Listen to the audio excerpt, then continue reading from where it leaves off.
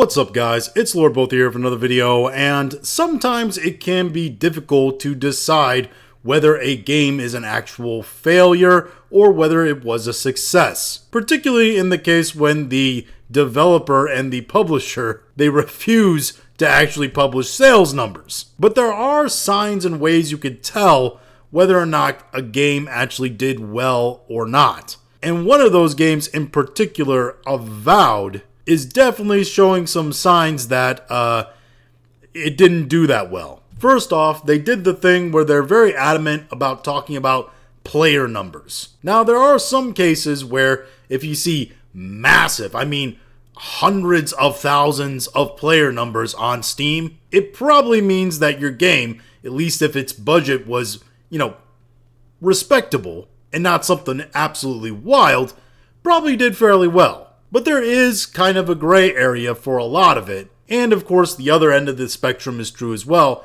When you have a very, very few amount of people that actually come online to play the game, you can tell that the game is an outright failure, such as in the case of great disasters like Concord. But here we have, all the way from March 2025, Screen Rant saying, Avowed has reached 5.9 million players since launch, outperforming one of Xbox hit first-party titles.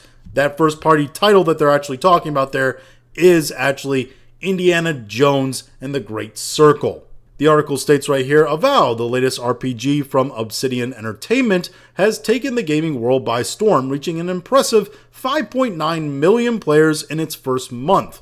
This milestone places it ahead of Xbox previously well-received first-party titles, Indiana Jones, which garners only 4 million players in the same time frame. Little wild to say only 4 million players. Also, that report kind of jives with the actual Steam numbers we're seeing here from Indiana Jones. Just over 12,000 players. They're doing just over 500 now in the 24-hour period, which, to be fair, I mean, it's kind of more of a console game when you play it and you look at it. Meanwhile, Avowed, which is actually a tie-in to a popular PC game, Path of Exile, and yes, I would say the vast majority of Path of Exile players are PC players because performance is a big thing in that game. They did just 7,000 players more than that, and they're doing just under 500 players in about a 24-hour period, so about the same. And again, touting the player counts, especially when you have fairly pedestrian player counts, if you're being nice about it, on PC like this, doesn't really do much in terms of giving you an idea if the game was a success or a failure, because player count does not necessarily equal sales. The number of players can vary depending on players that are leaving or returning and etc. at any given time. So who knows how many people there are actually people who have individually purchased the game. By the way, like I said, this game was an actual tie-in to Path of Exiles, but I gotta be honest, I don't feel like anybody knew that. They did a terrible, terrible job of marketing that fact, that this had anything to do with any other franchise that already existed. I think I and everybody thought that this was its new independent thing that Obsidian was doing. But apparently it wasn't. It was part of a greater franchise. Now, despite engaging in the worrying concept of talking about player count rather than actual sales, there were headlines that still came out like this from Game Rant, which states Obsidian happy with Avowed sales and could pursue expansion and sequels. And you had people like the game director Carrie Patel coming out and saying, now that we've built this wonderful world and also built this team strength, muscle memory around the content and gameplay in the world, I love to see us do more with it, suggesting that there could be more to come from Avowed in 2025. And you had articles like this from Games Radar that stated Avowed DLC seems likelier than ever as Obsidian Entertainment promises ongoing support and a roadmap coming soon. That's from March 14th of 2025. But despite all that, that game director, Carrie Patel, the one who was just like, oh, we can't wait to see what we do with the world. We want to do more and add more, and it's part of our muscle memory and strength as a team now, and etc., etc. Well, she gone, fam. This from Insider Gaming. Avowed director leaves Obsidian for Netflix games. Carrie Patel, the director behind Avowed, has left Obsidian Entertainment and Xbox Game Studios for a new opportunity at Netflix Games. And where did she go? To a studio called Night School, known for their franchise of Oxenfree with Oxenfree and Oxenfree 2. By the way, if you don't know what those things are, in which case you would be the majority of gamers, Oxenfree and Oxenfree 2 are essentially graphic novel games. Think Telltale, but worse quality. And I'm sure if you ask Carrie Patel, hey, what do you think of, leaving Avowed to go work for Netflix Games in this small studio Night School? She's gonna give you the classic sports athlete that's been traded or bought from a bigger team to a smaller team and say, nah, it's totally great to go work for a company that doesn't have the same legacy as the company that I was working with, doesn't have the same tools and the resources, won't be making things as grand or impactful, and I'll feel incredibly small while I'm there. But yeah, it's great. It's a great feeling.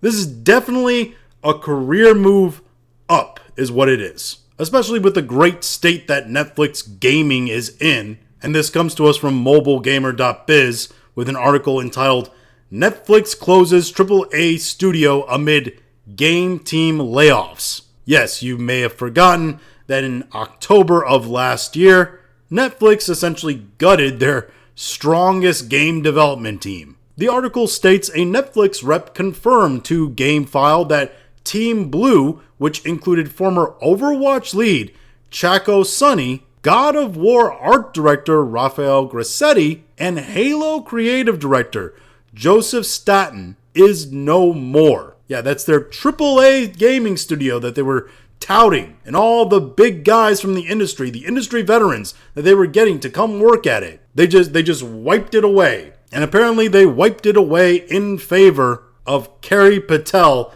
and Night School with their Oxenfree series. By the way, Alan Taskin, the former head of Epic, who's now the head of Netflix Gaming, he came out in a statement, right, and said he doesn't really think that the future of gaming is really consoles, and doesn't think that kids really want to just play video games on a console. And a few people made fun of him back then for saying it, but if consoles are going to be as expensive as what they look like they're going to be in the future, I kind of see where he's going right now. And he kind of seemed like he was leaning towards the idea of it's going to move away from the console wars, right, and into the content wars. And if anybody does content wars well, we know it's Netflix. The only thing is, if they want to get involved in the future content wars of gaming, I don't know if this route and these kinds of people investing in with these kinds of games is the smart direction to take. But yeah, I'm kind of leaning towards the fact that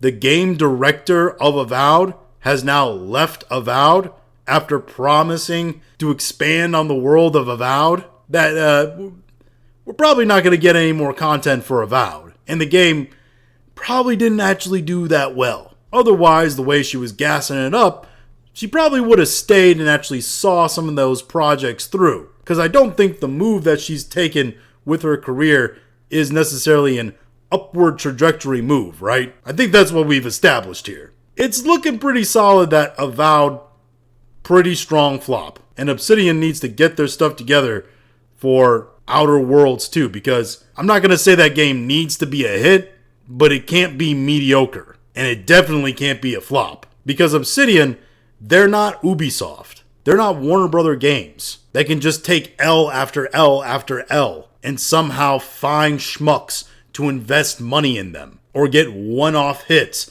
that just keep their company afloat for another half a year. No, they're not a game-to-game studio, but they're pretty dang close. That's just the nature of their size. So yeah, Outer Worlds kinda needs to be good, like really good, and do well. But those are just my thoughts on all this. If you have your own thoughts, go and leave them in the comments. If you liked this video, go and like, share, and subscribe. If you didn't like this video, I appreciate you watching all of it, and we'll talk to you again later.